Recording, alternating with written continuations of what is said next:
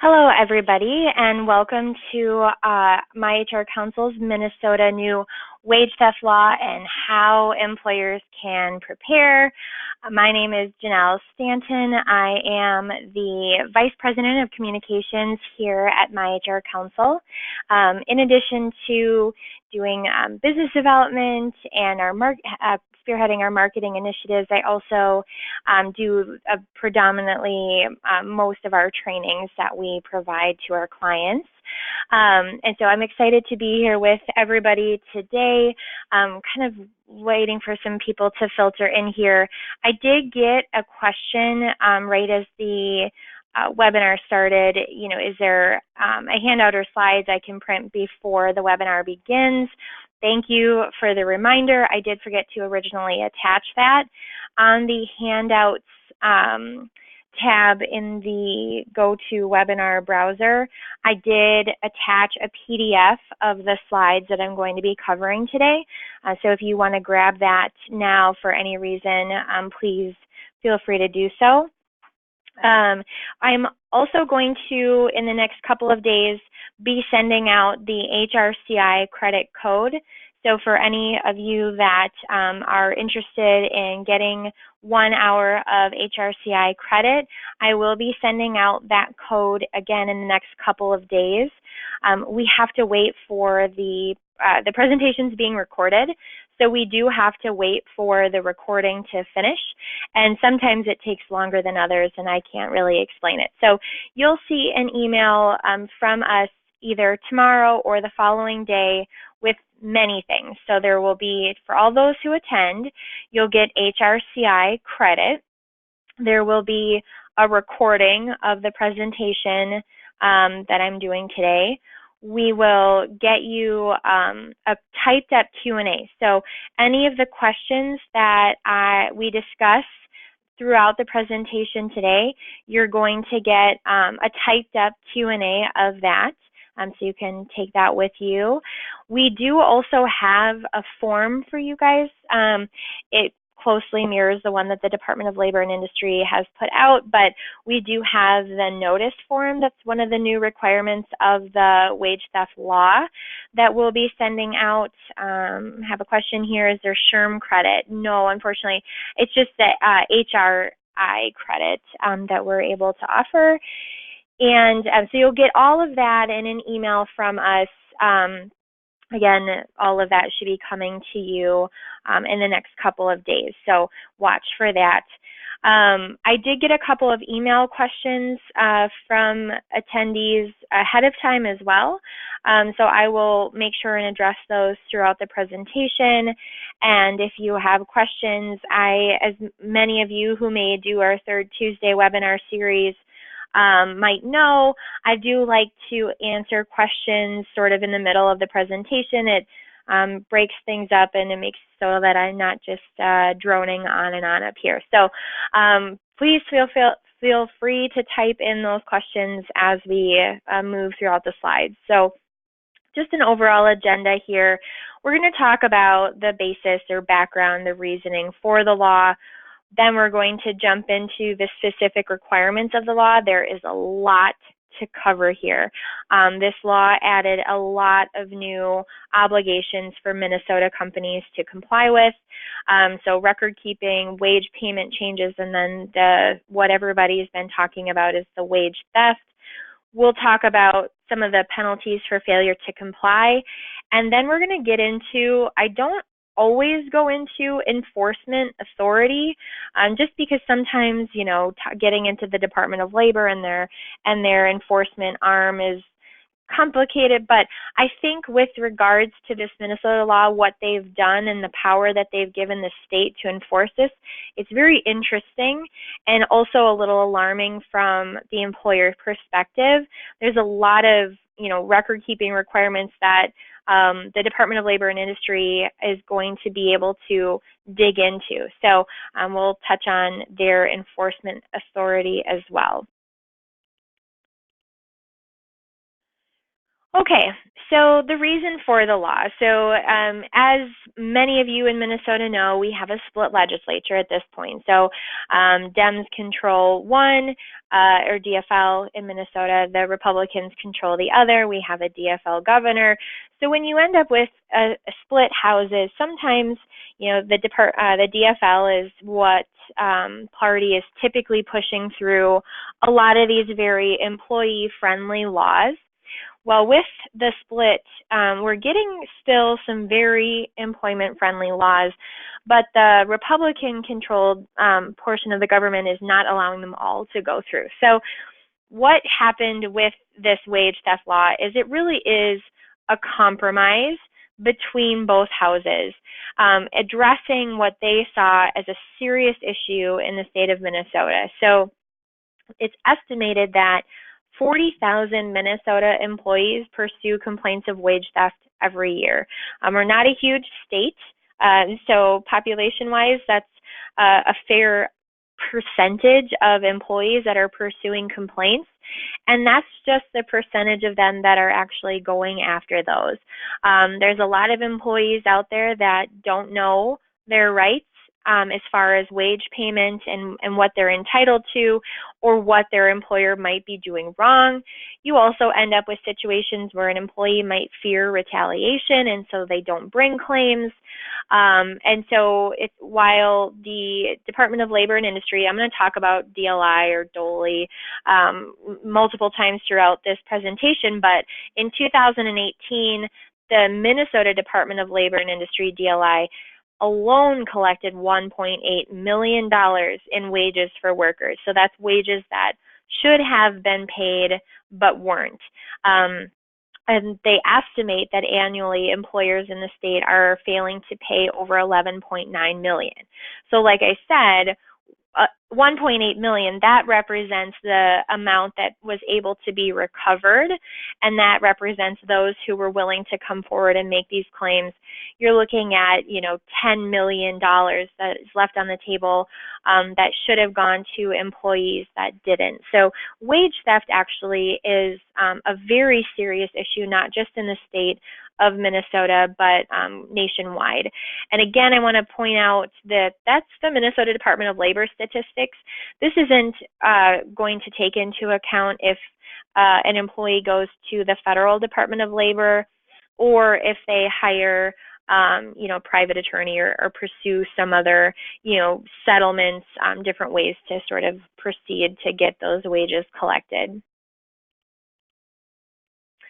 And another, sort of idea behind this law is, I think what a lot of people think is it's not just paying or failing to pay a worker for time that they've worked. It's not always just saying, I see that you've worked 45 hours, but we've got a policy here that you're not supposed to work overtime unless we've approved it. So we're going to go ahead and not pay you overtime or take that out of your pay. That's illegal, but it's pretty blatant wage theft in my mind, or, paying far below minimum wage, to a worker, or paying a daily rate that for employees that work, 14, 15 hours instead of paying hourly, and then you have the hourly rate working out to be less than minimum wage.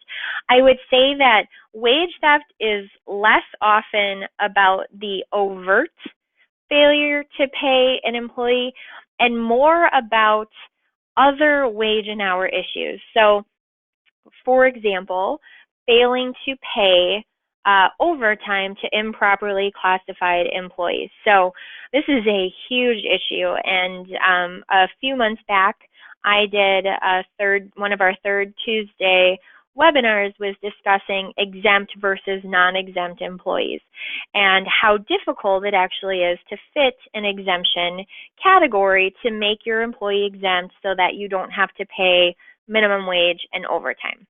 And so failing to classify an employee properly as exempt is a form of wage theft, because if you are saying this frontline manager in my restaurant is exempt, but they don't fit the duties, you're not paying that employee overtime that they should get because they're really non-exempt. And so that is a failure to properly pay an employee. And that would be considered wage theft. That would subject you to the penalties of this particular law, which again is another reason that not only is this law about the record keeping and the new notice requirements and the scary penalties, this law is going to delve into and examine and force you to consider a lot of your other practices. So exempt, non-exempt. Are you sure you have your employees properly classified as exempt? Because if you're not, and you fail to pay those non-exempt workers overtime, again, that's wage theft. Very similar to if you have improperly classified independent contractors. So if you have individuals working for your company that really should be considered employees, but you've got them classified as an independent contractor, and so you're not paying their FICA, and you're not paying them an hourly wage, and you're not, providing benefits for them. This law is going to consider that improper classification wage theft. And so, again, this is going to force companies in Minnesota to look at your independent contractors and say, hey, are these really independent contractors, or should these people really be considered employees? So that, again, is another sort of way that wage theft can happen, but is less obvious than just saying, oh, I'm not going to pay you the minimum wage. Again, failing to pay a worker for unauthorized overtime. That's going to be wage theft. This happens a lot. We get this question from our clients that say, hey, we have a policy that says if you work overtime, you have to get authorization prior to doing so. Well, sometimes employees don't. They submit overtime hours, and our clients say, hey, they violated our policy. I don't want to pay them this overtime because they weren't authorized to work it. Well, you have to.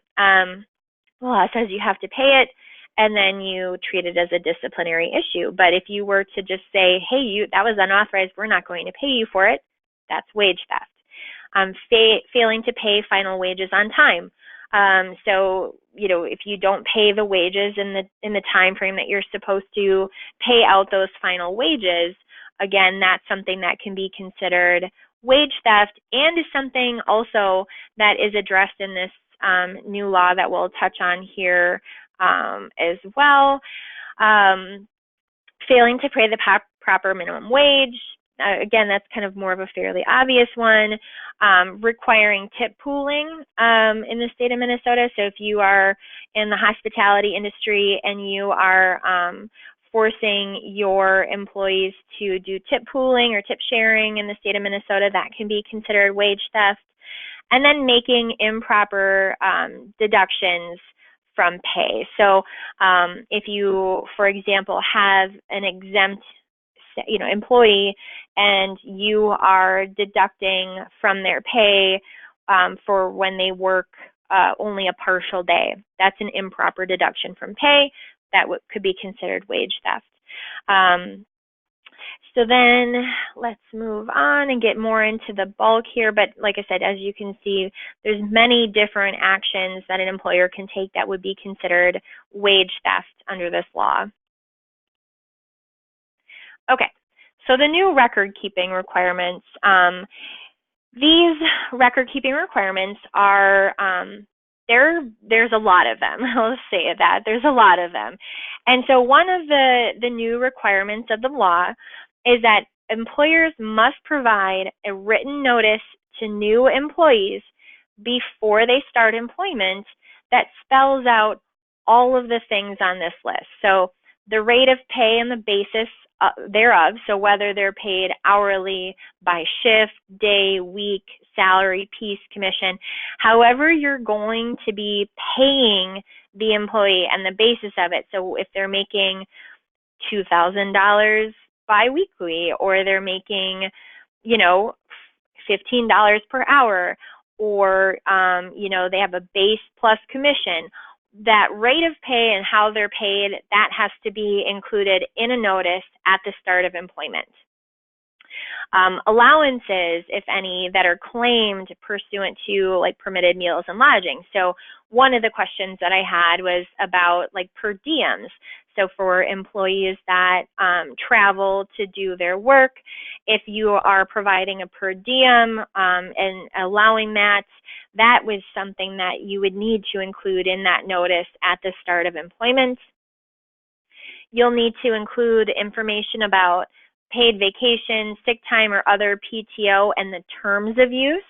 So this typically wouldn't go in a notice at the start of employment. Typically, a lot of companies are putting this in an employee handbook or maybe a standalone policy, but now the law requires that you discuss vacation, sick time, and other paid time off, how much they accrue. So if they accrue 1 hour per every 30 hours worked, or however that works. If they, within the first 5 years of employment, if they get 20 days of vacation time and 6 days of sick time, that has to be in this notice along with the terms of use. So if you prohibit employees from using paid vacation in the first 60 days of employment, for example, that has to go into this notice at the start of employment. So you're going to have to think through for some of these employees, what are they going to be offered, and making sure that that's included in the form.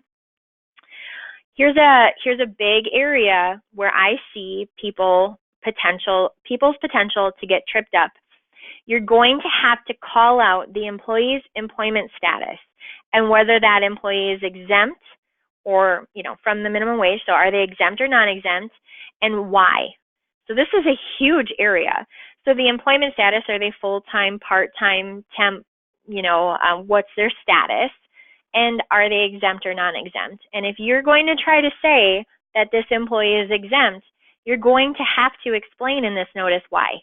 So you're going to have to say, yes, you're exempt under the administrative exemption, or you're exempt under the learned profession exemption. You're going to have to spell that out.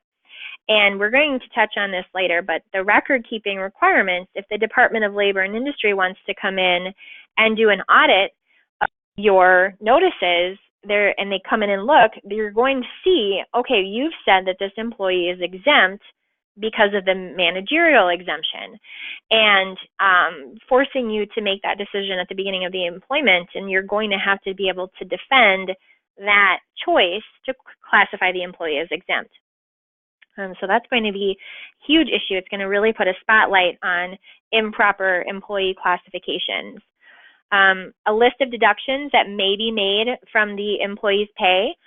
So if you're going to make deductions clearly for FICA, but health insurance, dental, those types of things, those are going to need to be included in the notice.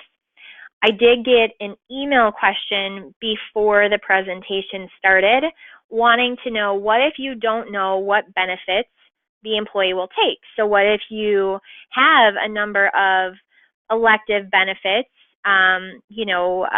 accidental death and dismemberment or short-term disability that are optional? What you would want to do there is the statute states you should make a list of deductions that may be made from the employee's pay. You are not required to know what will be taken, other than, of course, FICA, but you would just list the variety of benefits that might be able to be deducted from the employee's pay. You'll need to spell out the number of days in the pay period, the regularly scheduled pay day, so when they can expect to be paid, and the date on which that employee will get their first paycheck. So you're going to need to spell all of that out in this notice.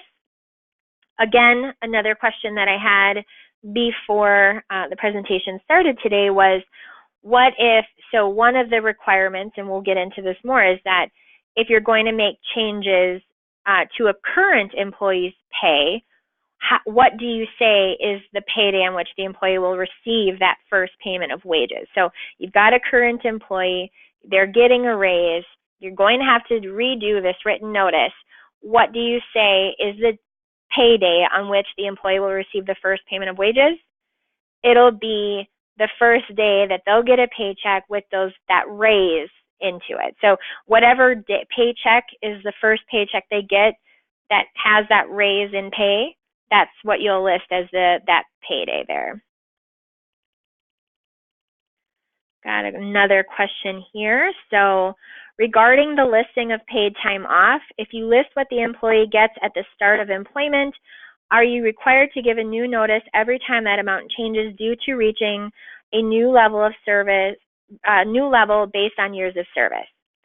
Yes, you will be required to issue a new notice to that employee to say, now you get X amount of PTO. So maybe now that they've been there 5 years, instead of 20 days of vacation, they get 30 days. I don't know. They're very generous at that point. But, now they have been bumped up based on years of service. They get more paid vacation. Yes, you will need to issue a new notice on that. So just make sure that you are keeping track of that. Got another question here. Okay, here's a question about how do we handle deductions like a wage levy, child support? What if the employee is on leave and can't sign the employee notice?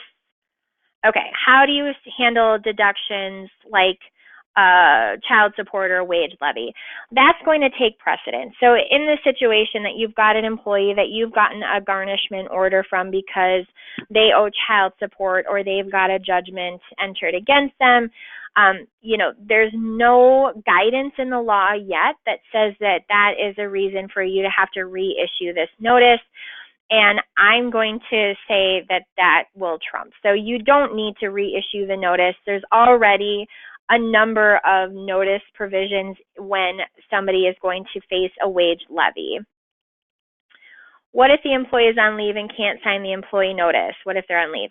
So if an employee is on leave and they're a current employee and they can't sign this notice, they'll have to sign it before they come back. So you'd want to make sure that as part of their return to work that they're signing that document.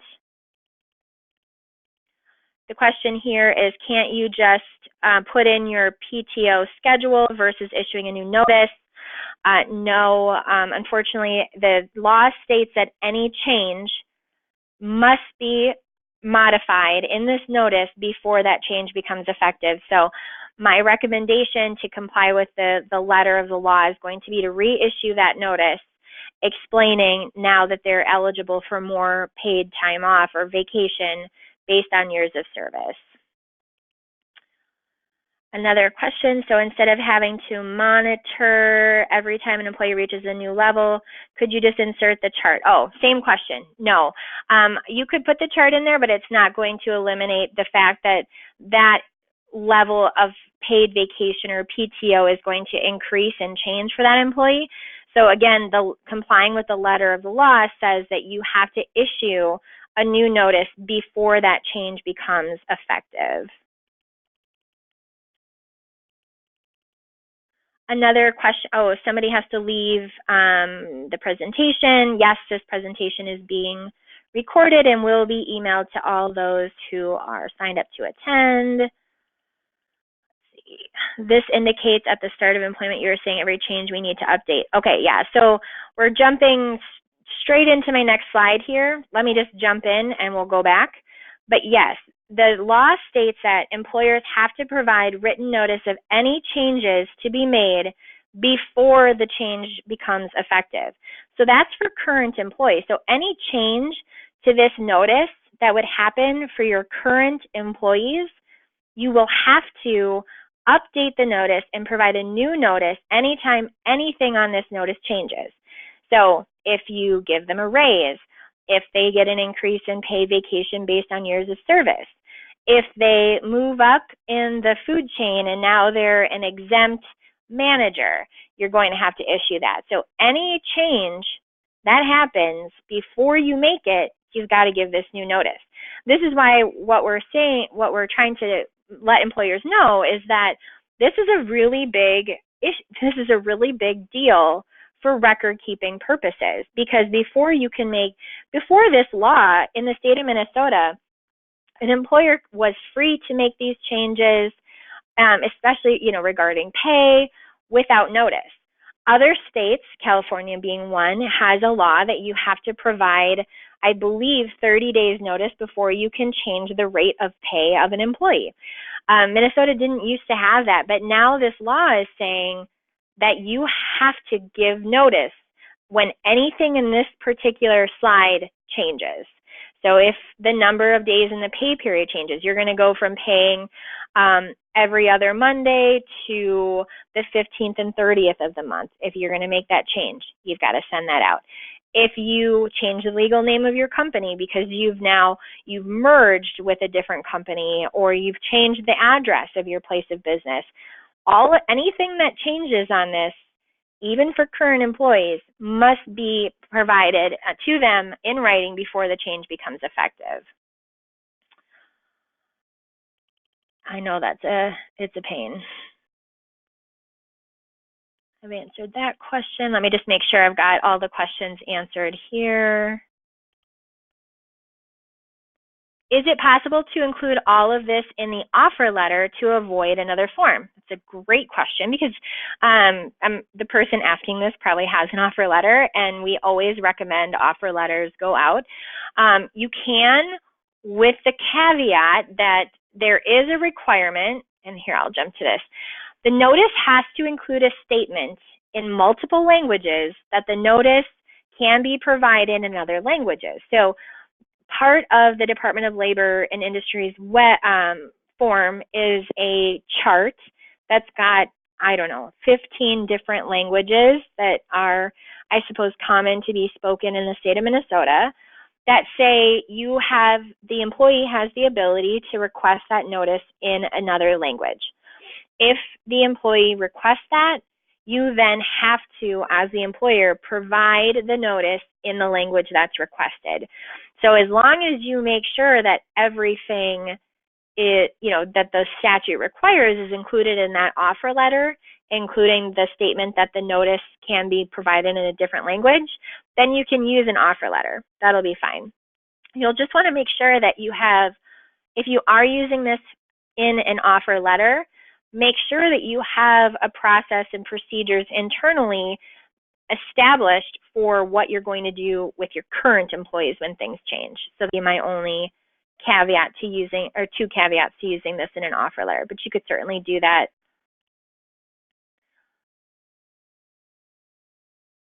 Do we need an employee notice during annual open enrollment when employees enroll electronically or in paper, or otherwise sign the enrollment agreement? No, because again, what you're required to do here, so you're required to make a list of deductions that may be made from the employee's pay. There's, just listing out unless you're adding a new benefit, if you're adding, if you haven't ever had, long-term disability before, and you're adding that as a benefit, that's something that may be deducted from the employee's pay. Outside of that, no, there isn't a special notice that you need to provide during open enrollment. Do you need to provide notices to current staff about exemption statuses and reason why, or just new employees? Great question. So no, at this point, for your current staff, you would not need to go back and provide them with a notice about their current exemption status. This would be for new employees, and if you made a change to a current employee, then you would want to do that. For pay raises, is the effective date the day the new rate takes effect, or the day they are first paid for the increased rate? No, so you'll see here that the law requires that the payday on which the employee will receive the first payment of wages earned, that's the date that has to be listed on the notice. So for a pay rate, it'd be the date they are first paid for that increased rate.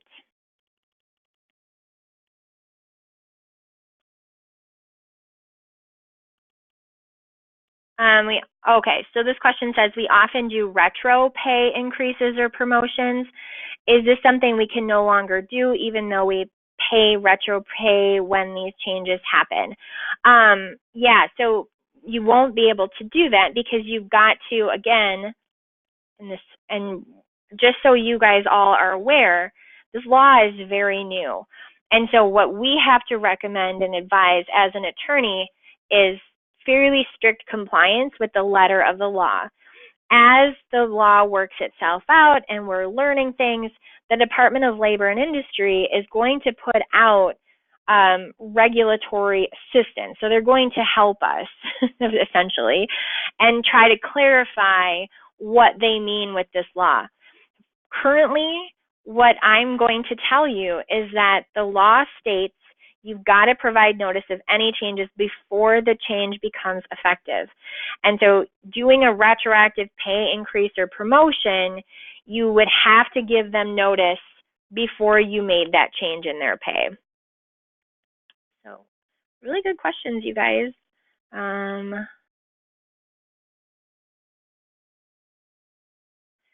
Okay, so this question says, if we track wage changes with the job offer or change of status, does that count, or do we have to use a specific notice?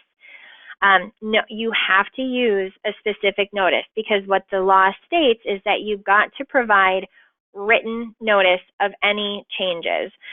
So it does have to go out to the employee in written format.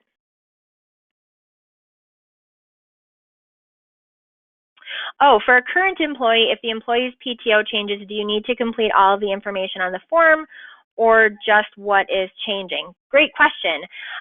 So for a current employee, if you are going to be making a change to their PTO, you need to give them a written notice of the change to the PTO. So that's a great question.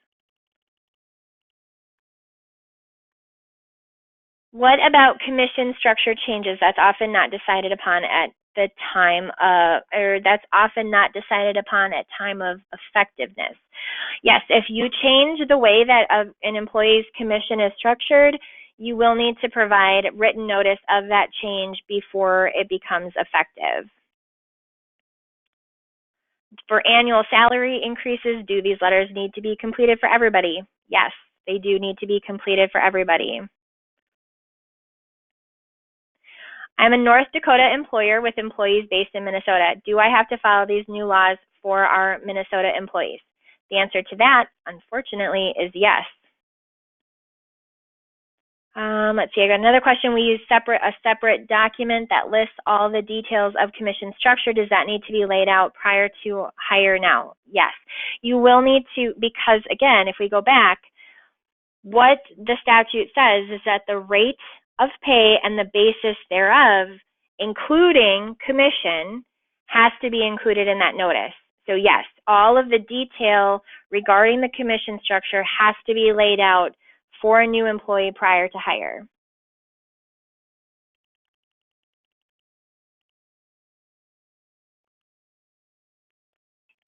This question says, do you have to be as specific as listing the benefits out, or can you just put benefit deductions?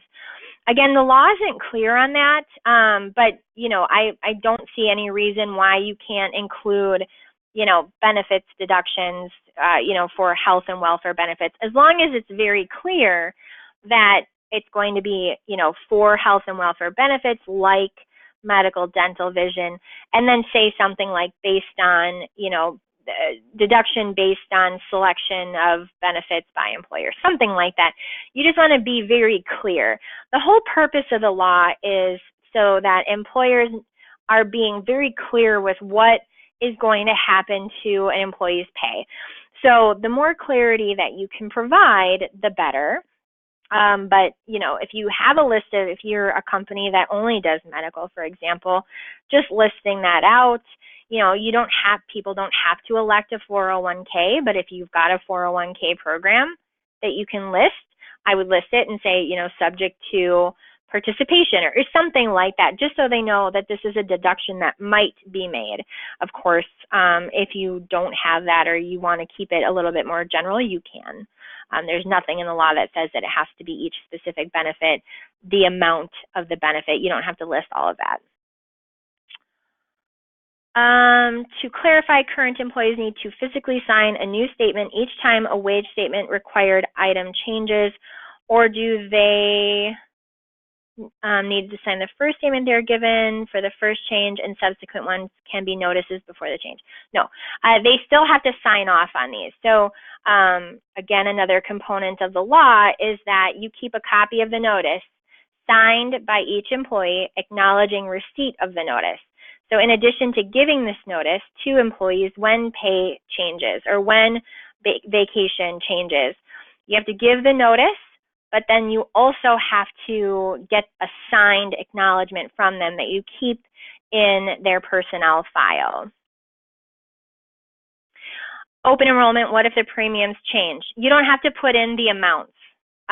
Again, you're putting in categories, so a list of deductions that may be made. You're not going to know that, so that you don't put in the amounts of the rate that they would be paying. I wouldn't recommend that under ERISA anyway. Again, another question, this is very similar. Does the notice only need to outline what has changed if someone has already received a notice? Right, so the notice, I mean, you would probably just give them the same notice that they had before with the new change. But yeah, you only need to outline what has changed if they already have a notice for a current employee. On the form, the first box is date employment began. In the event of a promotion, is this the start date? No, that would be the date of the very beginning of employment. How much notice is required? It doesn't say. It just says before the changes become effective. So there isn't a 30-day, 15-day window, you know, as long as it's prior to the change. I answered that question already. If I'm going to give an employee a spot bonus, which is an award for great work, do I need to give a notice for that recognition award? That's not a change in pay, so no, that's not a change in the rate or rates of pay, so no, you would not need to include that in the notice. Do you have a template of what this notice might look like? So at the beginning of the call, I mentioned that we have created a form for everybody in attendance, so I will be sending that form out to everybody that has attended. I'm a Minnesota employer but have employees in other states, so this is the opposite from the North Dakota employer. Do I need to provide notices to those employees since we are a Minnesota-based company? Again, we don't have guidance on this, and so my recommendation is going to be if you're a Minnesota-based company and those employees report to a manager or they get their assignments from a manager or a leader in the state of Minnesota, I would recommend that you apply this notice requirement to those.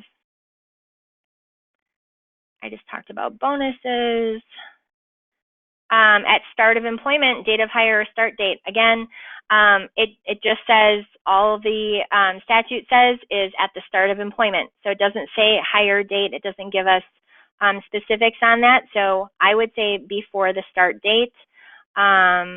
We utilize an HRIS as an electronic acknowledgement of notice, the same as a signed copy. Yes. Then signed notice can be electronic. You guys have great questions. I'm going to miss, I think we're going to have to move on a little bit here. Let's see. You mentioned this for current, we should provide this notice now. Read somewhere.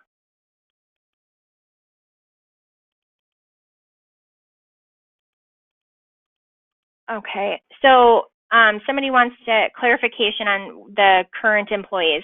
Should we provide this notice now, or is it only for changes going forward? So for current employees, my understanding, it's only for changes going forward that you have to provide this notice. Okay, so I'm going to move on. We have a lot of other material to get through, and if I miss your question, again, I'm going to do a typed up Q&A, but we have still quite a lot of material to get through here. So let me get through a few more slides. I'll go back to the questions that we have here. Another one of the record keeping requirements is that you do need to make sure your earnings statements, your pay stubs that you're providing to employees are modified to ensure that they include the information that's bulleted here for each pay period. So you'll have to talk about the hourly rate or rate of pay, again, the basis, so if they're paid by hour, commission, however that works, that's going to have to go on each pay stub. You're also going to have to include on their pay stub or statement what allowances were claimed. So if they had a per diem or they had travel expenses, what allowances they claimed, those will have to show up on that pay stub as well. And then again, physical address and telephone number does have to go on there.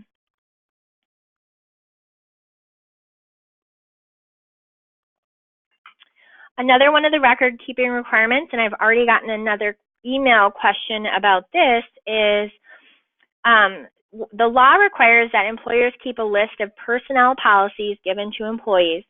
That includes the date the policies were given to the employee and a brief description of the policies. So what the question I got was, we have an employee handbook that's 45 plus pages long. Is this a different document that we need to keep? And I'm sorry, again, the answer is yes. So what is the purpose of requiring this is, again, the Department of Labor Industry can come into your office and investigate you. And that's part of the enforcement that we're going to talk about. So one of the things that means is if they knock on your door, you're going to need to have this documentation ready to show to them within 72 hours. And so one of the things that they're going to need to see is this list of personnel policies and the date the policies were provided to the employee. So if you just show them an employee handbook, that's not enough, because you're not also showing them a date the policies were provided and a brief description of that policy. So again, this is a new document that we recommend you include, that you create. So you have a list of your policies, a brief description, and then a way to track the date that those policies were given. So if you have a drug and alcohol testing in the workplace policy in the state of Minnesota, you know, this is a drug testing policy, the brief description, very brief description, and the dates that they received it on. So again, it's just another form of record keeping, so that if you have the Department of Labor come in to, if they come in to do an audit, you have this chart ready to show them the policies that you got. This is going to be anything in your employee handbook that's personnel policy related, along with any standalone policies that you might issue, safety policies. You know, this is, again, a huge burden on employers to have to keep something like this up to date. My best recommendation is, of course, with most of these, is going to be utilizing, you know, a reputable HCM or HRIS system that's going to help you be able to track these items. But again, from a record keeping standpoint, this is a big deal. Not only because if you are missing, for example, a sexual harassment policy, and the Department of Labor comes in and they're like, okay, what are the personnel policies that you give to your employees? And they look at this list and they're like, there's no sexual harassment policy provided here. And there's no FMLA policy provided here. Oh, and they're missing their EEO policy. That could trigger other audits, and for them to dig further into some of your personnel policies and the way that you're conducting your business. So again, this enforcement issue is really, it's going to highlight, in addition to your wage payment, many other components of how you're running your business. So making sure you've got a very buttoned up employee handbook or other standalone policies is going to be really important, because if they come in, this requirement, this personnel policy with a brief description and the dates it was provided, is going to give the Department of Labor a really nice lens to look into what your overall policies are. Let me get through record keeping, and then I'm going to go back to some questions here. Employers also have to keep these records in basically where they are readily available for inspection, so where the employee is working, and they have to be readily available for inspection within 72 hours of notice. All right. Do you have to, so I'm going to jump back into a few questions here. Do you have to provide notice if you have automatic enrollment in 401k plan? Yes, because it would be, if it's a deduction from pay, if it's something that may be deducted from pay, I would recommend including it. I've answered that question already. Is a notice required ahead of time for a quarterly bonus? My recommendation would be if that's something that you know that they're going to be entitled to, that quarterly bonuses are available. I would include that in the original notice with the, what needs to be met in order to qualify for that bonus, but you don't have to put in the amounts. Related to the bonus question, does that apply to all bonuses, i.e. a year-end bonus? Would that be required? Yes. So my recommendation again is if you are doing a bonus for employees that you know you do annually or quarterly, or you have production-related bonuses that you provide, I would just recommend including that in the notice that this particular employee may be eligible for quarterly bonuses or annual bonuses, and here's the criteria required to meet that. You don't have to put in, again, the specific amount, but I would definitely recommend including that if you can.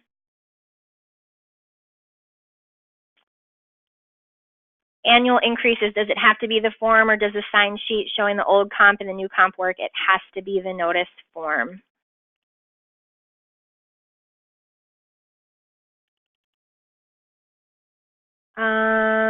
This is a pay question, a wage and hour. If we pay our employees bi-weekly, during the first week they get overtime, but the second week they don't get 40 hours, do they get paid overtime on the first week, or do they have to get 80 hours before they get paid overtime? Overtime is paid weekly, so if they go over 40 hours in one work week, you've got to pay overtime. You can't average that across 2 weeks. We use our handbook with a sign-off page. It includes all of the policies you're describing. That's great. You're still going to want to have that sheet ready to go for the Department of Labor to be able to read. Should letters be kept in the personnel file? Yep, that's exactly where they should be kept.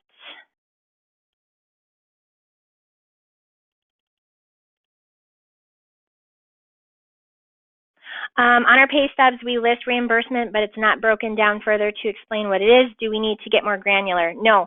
The requirement on the pay stub is just that you are showing what allowances are claimed pursuant to meals and lodging. So as long as it's clear that that's a reimbursement or a per diem, the law doesn't state it has to be broken down further than that.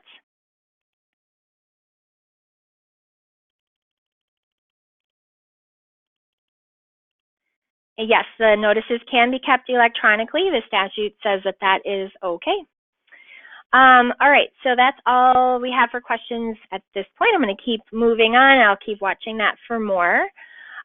So in addition to the new crazy record-keeping requirements and obligations that have been imposed on poor Minnesota employers, there's been a couple of changes that I don't want to gloss over regarding the changes to wage payment. So new law says that employers have to pay all wages at least every 31 days. So any wages have to be paid at least that often.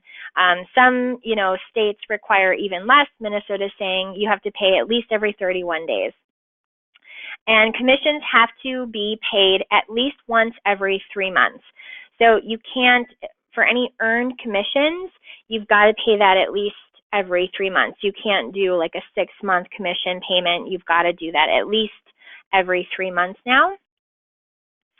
Another thing to keep in mind is that there used to be a 15-day cap on the amount of damages an employee could get after they leave employment and you don't respond to their demand for wages. So it, companies in the state of Minnesota, or employees in the state of Minnesota, they can make a demand for wages for final pay. So employees that are terminated are due all wages and commissions within 24 hours of a written demand for payment.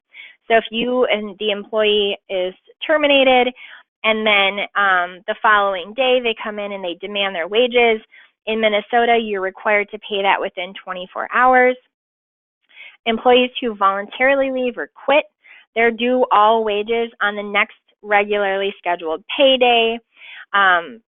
It's a little different from that. But if an employee makes a demand for wages and you miss the time frame of that demand, they get 10 days notice period. There's no longer a 15-day cap on the damage penalty. So if you blew that demand from the employee by 45 days, it didn't used to matter as much because it was the employee could only recover 15-day penalty against you. But now they have eliminated that 15-day cap. So presumably there's no limit to the penalty that an employee can get after they're terminated and they make a demand for those wages. So that's another change that was made. Okay, let's see. Reimbursements are not paid through payroll, but through accounting. How does that impact the requirement? That's a great question, and I'm going to have to address that in the written Q&A. That's actually something I was researching today. There was some guidance issued on that. So I will address that issue in the written Q&A, so look for it there. Do we need to give the list of personnel policies to all current employees with the date they originally received the policies? No. As long as you have given all of your personnel policies, typically in a handbook, to your current employees, and you've got the date that they signed the acknowledgement for that, you don't have to now go back and redistribute those policies to your current employees. Does PTO have to be tracked on pay stubs, or can a separate tracking be provided on a monthly or quarterly basis?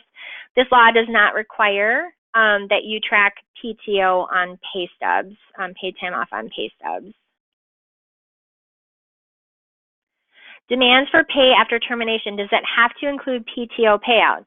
Again, this is not really related to this particular law, but the way that Minnesota law is set up is that employers don't have to pay out accrued but unused PTO unless their policy demands it. So Minnesota law doesn't require it, like California, for example.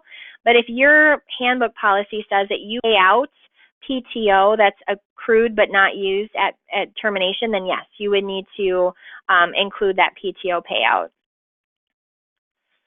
Okay. So we've only got about, 7 minutes left. So I'm going to quickly try to get through a few these last few slides here. So wage theft, this is the part that everybody's kind of been talking about. The original law went into effect on July 1st of this year. The criminal penalties didn't go into effect until August 1st. So they kind of waited a little bit on that. But employers who commit wage theft are likely to be guilty of a crime. The level of crime and the sentence that goes with it depends on the amount of wages stolen. So when they look at this, when the Attorney General looks at this, they're going to be able to look at wage theft aggregated within any 6-month period. So that's not just one paycheck. They're going to go back and look at the last 6 months. But these penalties are not trivial. They're felonies and gross misdemeanors for the most part. So, for example, the worst offense here is for wages stolen more than $35,000. The penalty is 20-year prison term and a fine of not more than $100,000 or both. So it could be both.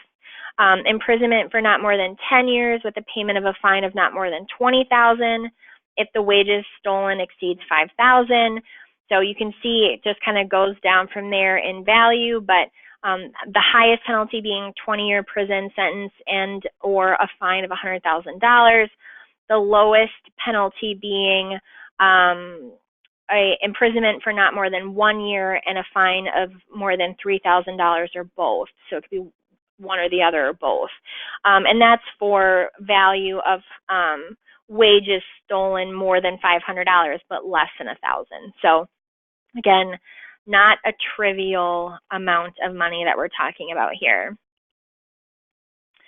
I touched on this already, but again, the wage theft is not just saying, I'm not going to pay this.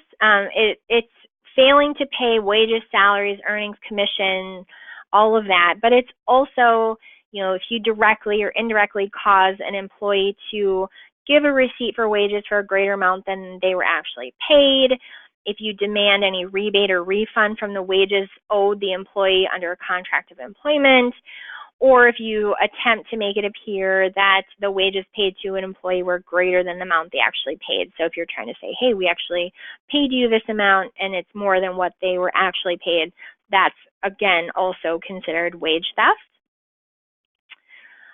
It's also a misdemeanor level crime to hinder or delay the Department of Labor and Industry in conducting an investigation. So you have 72 hours to provide documentation. If you tell them you can't come in, or you're late in getting them records, or you're in any way hindering some type of investigation, there is criminal penalties associated with that as well. Perhaps not surprisingly, retaliation is prohibited. If an employee tries to assert their rights under this law by bringing a complaint against you, you can't retaliate against them by terminating them, demoting them, or taking any other negative action. Otherwise, there's a civil penalty for those violations. And I do want to touch on this before I end the presentation for today, but the Department of Labor and Industry, they have earmarked like several $1 million to help pay for these investigations. So to enter and inspect places of employment, to get an order in district court requiring that the employer permit entry to their to the employer's work site, to interview employees in private regarding the investigation. So the Department of Labor and Industry could pluck off 5 of your non-management level employees and interview them in private to discover what your pay practices are. They also have the ability to force that you pay wages that are owed, that you pay a liquidated damages penalty. So that means if you owe back wages to an employee in the amount of $2,000, the Department of Labor is going to have the authority to order you to essentially pay $4,000, a double amount, as liquidated damages. They may cause you to pay compensatory damages that are incurred. So if they incur any lost wages or, court filing fees or, any other sort of monetary damage that your employee suffers, you might be ordered to have to pay that. They could issue you a cease and desist, and they could force you to pay a civil penalty. They're not the ones who are going to enforce the criminal penalties. That's the Attorney General. They can also now order that an employer pay a penalty equal to either the employee's average daily wages earned or an amount equal to 1/15 of the commission earned for each day payment is not made in compliance with that order. So if they order you to do any of these things and you don't, they can add additional fines onto that. So they can penalize an employer up to $5,000 for each repeated failure to submit or deliver those records. So remember, 72 hours, you have to provide your personnel policies and all of your notices, and you fail to do that. They can penalize you up to $5,000 for each failure. They can also penalize an employer up to $5,000 for each failure to keep the records that this law requires. So again, failing to keep the notices, failing to keep the personnel policies, they have the ability to fine for that. They also, I think that's a duplicate there. So again, they have earmarked $3.1 million in new funding to enforce this. The Department of Labor has made an announcement that the funding will allow our agency to add staff to perform this workplace enforcement and conduct greater outreach. So again, you can see that their goal is to be enforcing this law pretty widely, and it's very easy for your employee to get this started. I pulled this right from the Department of Labor and Industry website. Steps for filing a wage claim, all they have to do is send in an email. So it's very, very easy for an employee to be able to be heard. I do have a compliance checklist for you to think about as far as, okay, there's a lot going on here. What are the steps that I need to do? A lot of these look horrible, and I'm very sorry. But this is the law. It was effective on July 1st. We don't have a lot of interpretive guidance at this point. All we can do is go off the language of the statute. The language of the statute is very severe. And so this is just the checklist that I developed. Again, the handouts, we will be sending out the slides in the follow-up email, but we will also be sending out the typed up Q&A. So I apologize. I know I have so many more questions. I'm really sorry that I wasn't able to get to all of them. But again, any question that you ask, I will absolutely be sure to answer in our written Q&A.